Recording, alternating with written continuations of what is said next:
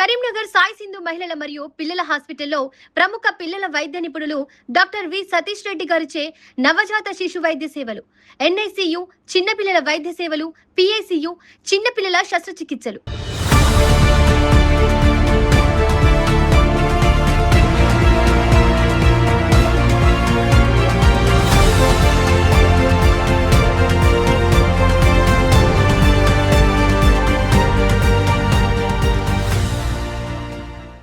ఈ రోజు రాష్ట్ర వ్యాప్తంగా భవన నిర్మాణ కార్మికుల వెల్ఫేర్ బోర్డు నిధులను ప్రైవేట్ ఇన్సూరెన్స్ కంపెనీలకు అప్పగించొద్దని, అట్లాగే సిఎస్ఐ హెల్త్ టెస్టుల పేరుతో నిర్వహిస్తున్న ఏజెన్సీలను వెంటనే రద్దు చేయాలని జిల్లా కలెక్టరేట్ల ముందు సిఐటి ఆధ్వర్యంలో ధర్నా చేస్తా ఉన్నాం.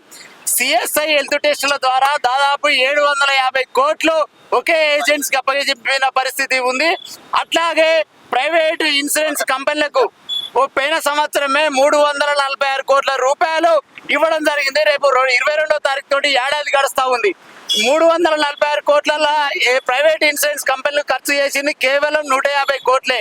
అంటే ఒక సంవత్సరానికి 200 కోట్ల రూపాయలు ప్రైవేట్ ఇన్సూరెన్స్ కంపెనీలకు తీసుకుంటున్న పరిస్థితి ఉంది.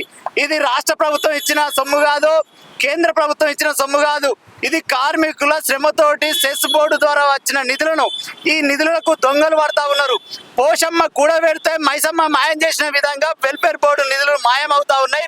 ఇప్పటికైనా రాష్ట్ర ప్రభుత్వం కానీ కేంద్ర ప్రభుత్వం కానీ భవన నిర్మాణ కార్మికులను ఆదుకోవాల్సిన అవసరం ఉంది.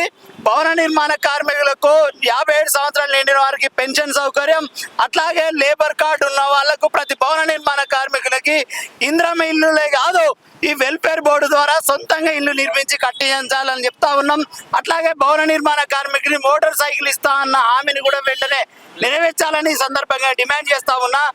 రమేష్, సిఐటియు జిల్లా ఉపాధ్యక్షుడు, Telangana building and other construction workers union, CITU.